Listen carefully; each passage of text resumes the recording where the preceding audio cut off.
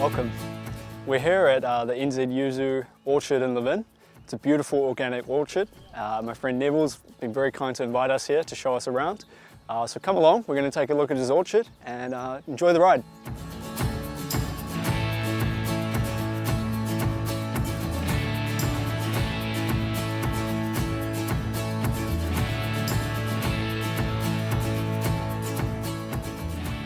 I think back then you were called Yuzu Co.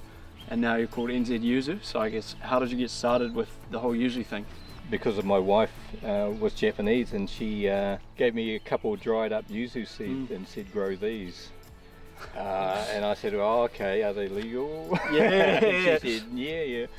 I didn't know what yuzu was, so I just tried to grow them. I started to look around at a few nurseries to see if yuzu already existed in New Zealand.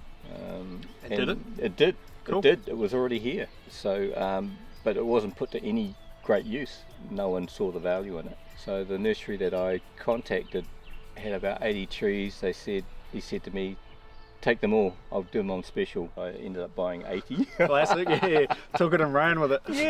Yeah. Oh, good stuff. Yeah. So I got the 80 trees. So that sort of brought the idea of maybe one day we could plant them in a small orchard.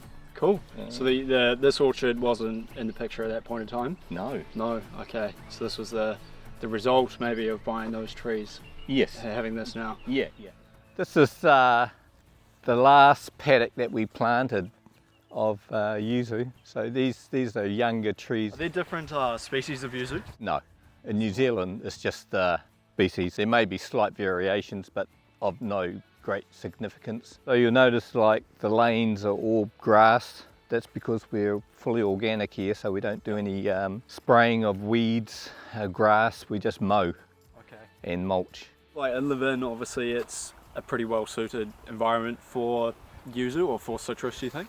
For horticulture. Just in general? Yeah. Hawawhenua is a big basin of very fertile, loamy soils. If we get the digger out and dig down, we'll probably go 2 to 3 meters fully loam, then straight into sort of a like riverbed. So what does loam mean for? Loam means a dark, rich, fertile soil. Okay. Yeah, not a clayey or sandy. Theoretically, anything horticulture related will grow pretty well. Yeah, exactly. I do believe it's create a very good product when you grow organically. It's good for me to sell to someone to say these are been grown organically, you know. It's a good sales thing because if you put a regular product next to an organic product and they were both the same price, which would you pick? Yeah, of course you go. Yeah. And it's good for the environment. Yeah. You know, for us, initially it was a bit of a pain and a thing to get your head around about how you manage an organic garden, but now it's quite natural to us, and I like it. Yeah. This is the first paddock that we planted. This is what we call just the back paddock. So it's a longer paddock here. We've got about 100 meters down here. So these trees are the oldest. As the yuzu grows, because obviously I've got a few at home, just I've grown from seed. Do you prune them as they're sort of growing? Yeah, I mean, yuzu grow vigorously and they have those lethal thorns. So on a commercial basis, you're trying to grow them in an open vase shape so that you can harvest them a lot easier. We want to keep them about this height at max because we don't want to have to use lots of ladders and supports things. Then also we want to thin it out a little bit more in the middle so that there's better air circulation. It's better for the tree. Yeah, that would help with disease. Yes, and bugs. And then also it makes the harvesting easier too. And then when you've got like not just 6 trees but this amount of trees to prune, that's a lot. It's like a bit of a mission. Oh, 100%, yeah. I mean, after being here for 17 years, only just got the tractor before just done by hand. Yeah, when you have things like that come in that just make a world of difference. Oh How shit! We used to. I know. All of this planted by hand. Yeah. All this back, the whole lot was. We'd never had a tractor, so it was all hand dug. Crikey, mate. Crikey. Okay, Jonty, here we go. Here's one for your chocolate bar. So that's the first cut.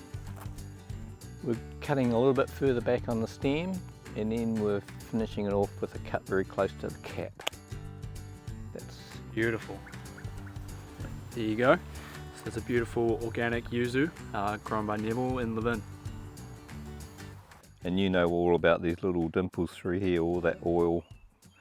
That's all the oil pores. So is that possibly what part of what makes them so intense? Exactly, yep. Because something that stood out to me the first time that I ever got yuzu off you was just cutting them open. My flatmate's down the hallway in his room and he asked if I'm making lemonade. And what the heck? I was like, how can you smell that? Yeah, and exactly. Like, the whole house smells like citrus, and it's probably, I don't know, that's like a core memory for me with working with yuzu. Yeah, like intense the aroma is, exactly. Cut into them. That's it.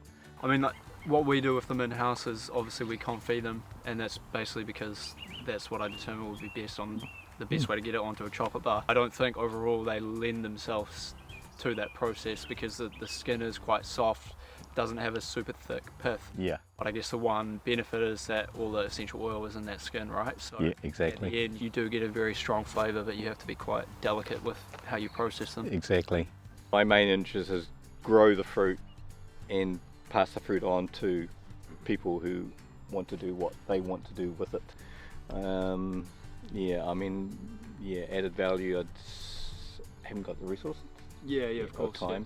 So much you can do, right? Yeah. So would you say, I guess, your sort of nirvana, if you will, as a producer is providing the fruits with other people to let them do their thing with it, and that's exactly. kind of cool. Are there any highlights from, I guess, your years of working with yuzu that, I don't know, like Garage Project obviously is a pretty big one for you, like we sort of see what they're doing and you're like, oh, that's awesome, well, those guys, I mean, those guys don't fool around. They use real yuzu, they use the true juice, they use the fresh zest, and they chuck it into their beers, and it's awesome, and then they win gold medals for it. Yeah, no, it's interesting. At chef school, and one of the things that I sort of learned from good chefs is that good chefs always seek out the best ingredients to work with and kind of go from there. Shortcuts you can take in the kitchen, but at the end of the day, a good chef will always make an effort to find the best produce to create the best things. I think that's kind of what this is all about. Exactly, it is actually. Yeah. And that was one of the other reasons I wanted to go organic, is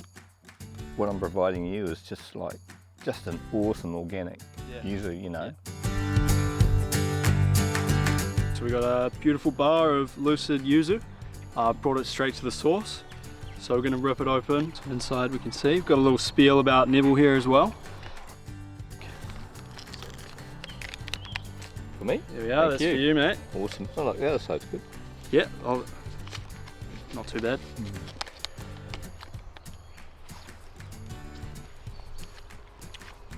It's just so awesome, eh, Jonty? Celebration of two passionate individuals. It is.